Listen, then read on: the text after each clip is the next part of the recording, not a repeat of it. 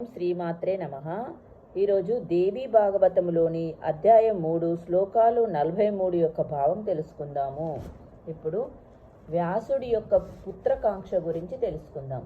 శ్రద్ధగా ఆలకిస్తున్న శౌనకాదులకు ఒక చిన్న సందేహం కలిగింది. దాపరికం లేకుండా అడిగారు. సూత మహర్షి, వ్యాసుడికి శుకుడనే కుమారుడు ఉన్నాడన్నావు. అతడు ఎలా జన్మించాడు? తల్లి ఎవరు? ఎటువంటి వాడు? ఈ సంహితను ఎలా పఠించాడు? శుకుడు అయోనిజుడు గర్భవాసం లేకుండా జన్మించినవాడు, అరణి సంభవుడని కదా అన్నావు. అది ఎలా జరిగింది? శుకుడు మహా తపస్వి అని, పుట్టుకతోనే మహాయోగి అని విన్నాము. అతడు ఈ విపుల పురాణాన్ని ఏ విధాన చదివాడు అనేది మా అందరి సందేహమును నువ్వు సౌమ్యుడవు కనుక అడిగాము. దయచేసి వివరించుము అని అభ్యర్థించారు.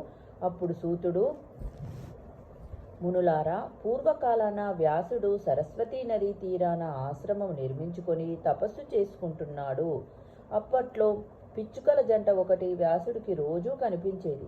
వాటి పరస్పరానురాగము ఆశ్చర్యపరిచేది. వాటి గూడు, ఆ గూటిలో అప్పుడే గుడ్డు ఇచ్చి జన్మించిన పిచ్చుక పిల్ల వ్యాసుడి మనస్సును ఆకట్టుకున్నాయి. ఇంకా తోక మొలవని పిచ్చుక పిల్ల, దాని ఎర్రని నోరు, దానికి ఏదో తెచ్చి తినిపించాలని శ్రమపడుతున్న ఆ పిచ్చుక దంపతులు అది నోరు తెరిస్తే తినుబండారాన్ని నోటికి అందిస్తున్న దృశ్యము, తమ రెక్కలతో దాన్ని సుతారంగా పొదుపుతూ ముద్దులలో ముంచెత్తుతూ పులకించిపోతున్న మాతాపితల ప్రేమ చూసి వ్యాసుడు చాలా ముచ్చటపడ్డాడు.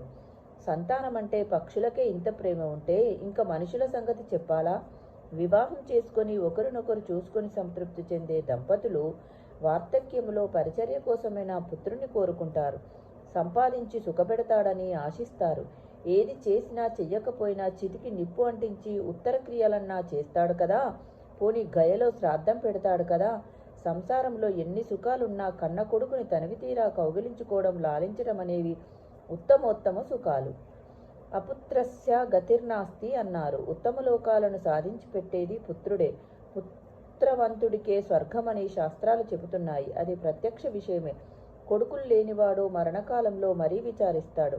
ఇల్లు వాకిలి నగనట్రా ఇంత సంపాదించాను, ఇదంతా ఎవడు తన్నుకుపోతాడో కదా అని మరింత దిగులు పడతాడు, దుఃఖిస్తాడు, మనశ్శాంతిని కోల్పోతాడు. భగవన్నామం జపిస్తూ హాయిగా ప్రాణాలు వదలలేడు. అందుచేత అతడికి దుర్గతులే తప్ప ఉత్తమ గతులు ఉండవు. ఈ ఆలోచనలతో వ్యాసుడి యొక్క మనస్సు వికలమయ్యింది. వేడిగా నిట్టూర్చాడు. కాసేపటికి తేరుకుని ఒక నిశ్చయానికి వచ్చాడు. పుత్రప్రాప్తి కోసం తపస్సు చెయ్యాలని గట్టిగా సంకల్పించుకున్నాడు. ఆశ్రమం వదిలి మేరు పర్వతం చేరుకున్నాడు. ఏ దేవుడు నా కోరిక తీరుస్తాడు? విష్ణువా, రుద్రుడా, ఇంద్రుడా, బ్రహ్మదేవుడా, సూర్యుడా, వినాయకుడా, కార్తికేయుడా, దిక్పాలకుల ఎవరు వ్యాసుడు నిర్ణయించుకోలేకపోతున్నాడు. అంతలోకి అనుకోకుండా నారద మహర్షి అటువైపు వచ్చాడు. వీణ మీటుకుంటూ వచ్చాడు. వ్యాసుడు భక్తితో అతిథి మర్యాదలు చేశాడు. కుశల ప్రశ్నలు అయ్యాయి. వ్యాసుడి ముఖంలో కనిపిస్తున్న ఆందోళనను నారదుడు గమనించాడు. కారణమేమిటని అడిగాడు. వ్యాసుడు తన మనసులో ఉన్నది చెప్పాడు. ఏ దేవుణ్ణి ప్రార్థించాలో తేల్చుకోకుండా ఉన్నానో సలహా చెప్పమన్నాడు. వ్యాస మహర్షి వెనుకటికి ఒకనాడు ఇదే ప్రశ్నను మా తండ్రి బ్రహ్మదేవుడు విష్ణుమూర్తిని అడిగాడట. విష్ణుమూర్తి ఎప్పుడూ ధ్యానంలోనే ఉండటాన్ని చూసి బ్రహ్మదేవుడు ఆశ్చర్యపోయి ఇలా అడిగాడు. దేవదేవా, జగత్ప్రతి త్రికాలాజ్ఞ, నువ్వు దేనిని ధ్యానిస్తున్నావు? ఈ తపస్సు ఎందుకోసం? సర్వ జగత్పతివి నువ్వే కదా. నువ్వు తపస్సు చేయడం ఏమిటి? చాలా ఆశ్చర్యంగా ఉంది. నీ నాభికమలం నుంచి పుట్టిన నేను సృష్టికర్తనయ్యానే. నీకంటే అధికుడెవడు? నువ్వే కర్తవు, నువ్వే హర్తవు, నువ్వే కారణము, నువ్వే కార్యవు. నీ ఇచ్ఛా మాత్రం చేత ఈ జగత్తును నేను సృష్టిస్తున్నాను. కాలాంతరంలో నీ ఆజ్ఞ మేరకు శివుడు సంహరిస్తున్నాడు. సూర్యచంద్రులు అష్టదిక్పాలకులు నీ మాట ప్రకారం విధులు నిర్వహిస్తున్నారు. అటువంటి నువ్వు ఏ దేవుణ్ణి ధ్యానిస్తున్నావు? ఇది నాకు తెలవని సందేహంగా ఉంది. పుత్రుని మాత్రమే కాదు, నీకు భక్తుణ్ణి నేను. దయచేసి సమాధానం చెప్పు. మహాత్ములకు గోప్యం ఉండదంటారు కదా. మహతాం నైవ గోప్యం హి ప్రాయః కించిది స్మృతి. సృష్టికర్త సందేహాన్ని తీర్చడం తన కర్తవ్యం అనుకున్నాడు విష్ణుమూర్తి. చిద్విలాసంగా చిరునవ్వులు చిందిస్తూ కొడుకుకి సమాధానం చెప్పాడు. నాయనా, విరించి శ్రద్ధగా విను. నా మనసులో ఉన్నది చెబుతున్నాను. నువ్వు, నేను, శివుడు శృతి స్థితి లయ కారకులమని ప్రపంచమంతా అనుకుంటుంది. కానీ విధులను మనతో నిర్వహింపజేస్తున్నది ఆదిపరాశక్తి అని వేదవేత్తలకు మాత్రమే తెలుసు. నీలో ఉన్నది రాజస శక్తి. అదే నీతో సృష్టి చేయిస్తుంది. నాలో ఉన్నది సాత్విక శక్తి, జగత్పాలన చేయిస్తుంది. రుద్రుడిలో ఉన్నది తామశక్తి, సంహారం చేయిస్తుంది. అది లేని వేళ నువ్వు సృష్టించలేవు, నేను పాలించలేను, శివుడు సంహరించలేడు. మన ముగ్గురము శక్తి ఆధీనంలోనే ఉన్నాము. నేను పరతంత్రుని. ఈ శేషచయ్యపై నిద్రిస్తుంటాను. సమయం వచ్చినప్పుడు లేస్తుంటాను, తపస్సు చేస్తుంటాను. అంతా శక్తి అభీష్టం.